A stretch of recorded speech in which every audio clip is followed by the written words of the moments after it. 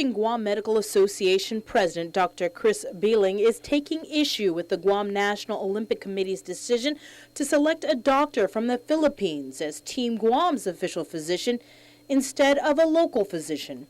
Dr. Jose Raul Canlas from St. Luke's Hospital in the Philippines has more than 3 decades of experience in orthopedics and sports medicine. But his impressive background isn't enough for the GMA, which contends Guam has more than enough qualified physicians that can provide for the health care needs of Team Guam in the Summer Games in London.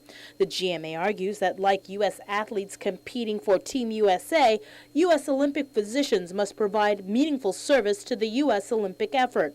Moreover, Dr. Beeling writes because Guam is a member of the Oceania National Olympic Committee and the Philippines is not, a local Guam physician would be a more appropriate selection.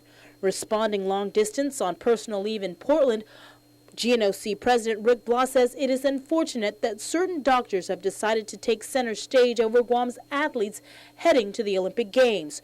Quote, Guam's contingent is about Guam's athletes and not about doctors. GNOC underwrites its programs and therefore GNOC decides the makeup of its delegation. Blas added that as far as he's aware, no Guam doctor stepped forward expressing an interest to assist Team Guam in London prior to the deadline to submit documents for accreditation, which was back in December. Blas added, though Team Guam is bringing a medical officer, and that is former Guam national men's basketball team member, physiotherapist Chris Fernandez, who Blas states is certainly a member of our Guam community.